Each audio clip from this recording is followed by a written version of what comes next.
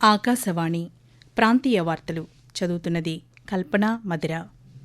ముఖ్యాంశాలు: శాస్త్ర సాంకేతిక రంగాల్లో భారత్ పురోగతి సాధిస్తోందన్న కేంద్ర శాస్త్ర సాంకేతిక శాఖ మంత్రి జితేంద్ర సింగ్. ప్రాచీన కాలం నుంచే భారతదేశం గొప్ప విజ్ఞానాన్ని కలిగిన దేశంగా విలసిల్లిందని పేర్కొన్న ముఖ్యమంత్రి నారా చంద్రబాబు నాయుడు. మత్స్యకారుల సంక్షేమానికి రాష్ట్ర ప్రభుత్వం అనేక సంక్షేమ కార్యక్రమాలను అమలు చేస్తోందన్న మంత్రి డోలా శ్రీ బాల వీరాంజనేయ స్వామి. ప్రజా సమస్యల పరిష్కారం కోసం వచ్చిన వినతులను త్వరితగతిన పరిష్కరించాలని అధికారులను ఆదేశించిన మంత్రి బీసీ జనార్దన్ రెడ్డి. రాష్ట్రంలో ఈరోజు జరిగిన వేర్వేరు రహదారి ప్రమాదాల్లో 7 మృతి. వార్తల వివరాలు: తిరుపతి జాతీయ సంస్కృత విశ్వవిద్యాలయం వేదికగా జరుగుతున్న భారతీయ విజ్ఞాన్ సమ్మేళనం కార్యక్రమాన్ని కేంద్ర శాస్త్ర సాంకేతిక శాఖ మంత్రి జితేంద్ర సింగ్, ముఖ్యమంత్రి నారా చంద్రబాబు నాయుడు, ఆర్ఎస్ఎస్ సర్ సంఘచాలక్ మోహన్ భగవత్ ప్రారంభించారు. అనంతరం కేంద్ర మంత్రి జితేంద్ర సింగ్ మాట్లాడుతూ శాస్త్ర సాంకేతిక రంగాల్లో భారత్ పురోగతి సాధిస్తోందన్నారు. చంద్రయాన్ ప్రయోగం స్వదేశీ పరిజ్ఞానాన్ని ప్రపంచానికి తెలియచెప్పిందని కేంద్ర మంత్రి పేర్కొంటూ, Our scarce economy was dismal till 1 decade back. Today we are $8 billion and in next 8-10 years we hope to go up by 5 times, that is $40-45 billion. Chandrayaan 3 वो पहला ऐसा वाहन था जो जाकर के चंद्रमा के सदर्न पोल पर लैंड होता है. अगर आप डिफेंस सेक्टर की बात करते हैं और हमारे इस वर्ष की एक्सपोर्ट का आंकड़ा है 23,662 करोड़ रुपया और लगभग 100 देशों में हमारे हथियार जा रहे हैं. ఈ నెల 29 వరకు జరిగే ఈ జాతీయ సమ్మేళనంలో దేశవ్యాప్తంగా 1000 మందికి పైగా శాస్త్రవేత్తలు పాల్గొంటున్నారు. ఈ సందర్భంగా పురాతన శాస్త్ర విజ్ఞానాన్ని ఆధునిక అవసరాలకు తగినట్లుగా వినియోగించుకునేలా సదస్సులో వివిధ విభాగాలకు సంబంధించి చర్చలు జరగనున్నాయని నిర్వాహకులు తెలిపారు. ప్రాచీన కాలం నుంచే భారతదేశం గొప్ప విజ్ఞానాన్ని కలిగిన దేశంగా విలసిల్లిందని ముఖ్యమంత్రి నారా చంద్రబాబు నాయుడు పేర్కొన్నారు. తిరుపతిలో జరుగుతున్న భారతీయ విజ్ఞాన్ సమ్మేళనంలో ముఖ్యమంత్రి ఈరోజు పాల్గొని మాట్లాడుతూ భారతీయత గురించి చర్చించుకోవడానికి భారతీయ విజ్ఞాన్ సమ్మేళనం మంచి వేదిక అని తెలిపారు. వివిధ కీలక రంగాల్లో నైపుణ్యం సాధించిన నిపుణులు భారత్ సొంతమని తెలిపారు. ఎన్నో వేల ఏళ్ల క్రితమే పట్టణ ప్రణాళిక అనే అంశాన్ని హరప్పా నాగరికత తెలియచేసిందని చంద్రబాబు నాయుడు వివరిస్తూ, This is a platform where we speak with pride about our nation and about Bharatiyata, our civilization ethos. If you see here, our knowledge is not new. As early as 4,500 years ago, through the Harappan civilization, India demonstrated to the world the principles of urban planning and engineering. 2,900 years ago, we were already practicing yoga.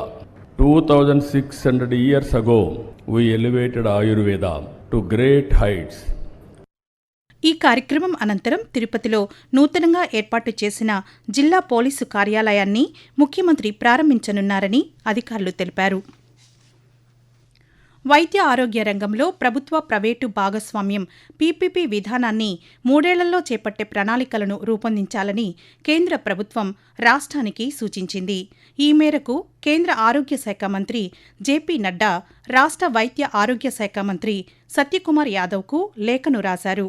వైద్య ఆరోగ్య రంగంలో PPP విధానాన్ని అనుసరించాల్సిన ఆవశ్యకతను కేంద్ర మంత్రి వివరించారు. Viability gap funding వీజీఎఫ్ పథకం కింద వైద్య కళాశాలల ఏర్పాటు, ఇతర మౌలిక సదుపాయాల కల్పనకు మొత్తం ప్రాజెక్టు వ్యయంలో 60% సహాయం అందుతుందని కేంద్ర మంత్రి తెలిపారు.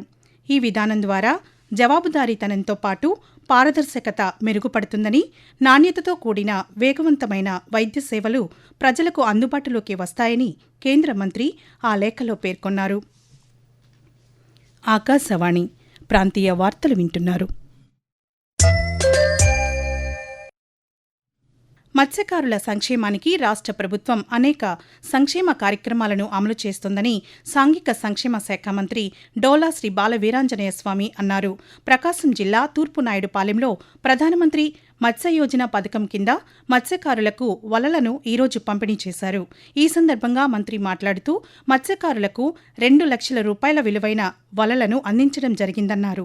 త్వరలోనే మత్స్యకారులకు బోట్లు, ఇంజన్లు కూడా అందజేయనున్నామని ఆయన పేర్కొంటూ మత్స్య సంపద యోజన కింద మత్స్యకారులకి వలలు పంపిణీ చేయడం జరిగింది. ఒకటి యూనిట్ కాస్ట్ 2,43,900 రూపాయలు. అదేవిధంగా మళ్ళా రేపు బోట్లు కూడా 15 యూనిట్లు, ఇంజన్లు కూడా పంపిణీ చేయబోతున్నాం.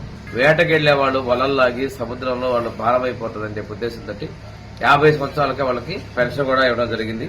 అంతేకాకుండా ఈరోజు వాళ్ళ ట్రాన్స్పోర్ట్ కూడా 40% సబ్సిడీ తోటి ఆటోలను కూడా లబ్దిదారులను తొందరలోనే ఎంపిక చేసి ఆటోలు కూడా పంపిణీ చేసేందుకు చర్యలు తీసుకుంటున్నాం.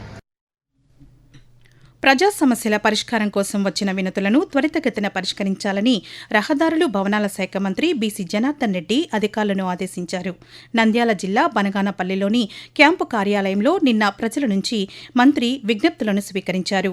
ఈ సందర్భంగా ఆయన మాట్లాడుతూ అర్జీల ద్వారా వచ్చిన సమస్యలను సంబంధిత అధికారుల దృష్టికి తీసుకెళ్లి పరిష్కరిస్తామని చెప్పారు. న్యాయపరమైన సమస్యల విషయంలో అధికారులతో అక్కడికక్కడే మాట్లాడి పరిష్కరించడం జరుగుతోందన్నారు. యువత క్రీడల పట్ల దృష్టి సారించడం ద్వారా శారీరక దృఢత్వంతో పాటు మానసిక స్థైర్యం పెంపొందుతుందని రాజమహేంద్రవరం పార్లమెంటు సభ్యురాలు దగ్గుబాటి పురంధేశ్వరి పేర్కొంటూ భారతదేశం 140 కోట్ల జనాభాకి వికాస్. ఈ 140 కోట్ల జనాభాలో 60-65% 35 సంవత్సరాలు లోబడి ఉన్నటువంటి వారు మన దేశంలో ఉన్నారు అని చెప్పి మనకు అర్థమయ్యేటువంటి విషయం. అంటే యువశక్తి ఇతర దేశాల కంటే కూడా మన దేశంలో ఎక్కువగా ఉన్నటువంటి నేపథ్యం. ఆ యువశక్తిని కనుక మన సరైనటువంటి మార్గంలో నడిపించగలిగినట్లయితే మన దేశం రాబోయే కాలంలో 3వ స్థానానికి వచ్చేటువంటి అవకాశం కూడా ఉంటుంది. తీవ్ర అనారోగ్య సమస్యలతో ఉన్న 5 ఏళ్లలోపు చిన్నారుల పట్ల ప్రత్యేక శ్రద్ధ వహించాలని అనంతపురం జిల్లా కలెక్టర్ ఓ ఆనంద్ అధికారులను ఆదేశించారు. అనంతపురం కలెక్టర్ కార్యాలయంలో మహిళా శిశు అభివృద్ది శాఖ అధికారులతో కలెక్టర్ ఈరోజు సమీక్షా సమావేశాన్ని నిర్వహించారు.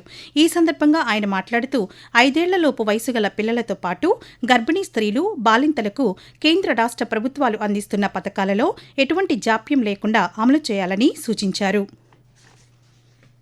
రాష్ట్రంలో ఈరోజు జరిగిన వేర్వేరు రహదారి ప్రమాదాల్లో 7 మృతి చెందారు.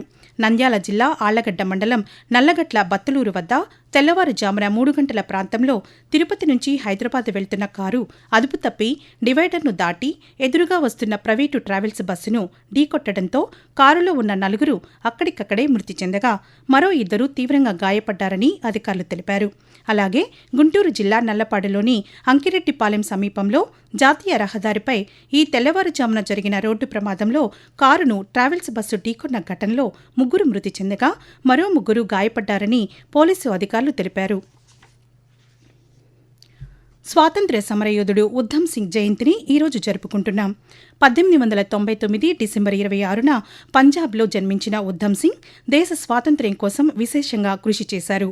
జలియన్వాలా బాగ్ దురంతానికి కారణమైన ఆంగ్ల అధికారి జనరల్ డయ్యర్పై గుళ్లవర్షం కురిపించి ప్రతీకారం తీర్చుకున్న స్వాతంత్ర్య సమరయోధుడు ఉద్ధమ్ సింగ్ త్యాగానికి, దేశభక్తికి ప్రతీక. ఉద్ధమ్ సింగ్ జయంతి సందర్భంగా దేశానికి ఆయన చేసిన సేవలను ప్రజలు స్మరించుకుంటున్నారు. ఆకాశవాణి ప్రాంతీయ వార్తలు ముగించే ముందు ముఖ్యాంశాలు మరొకసారి.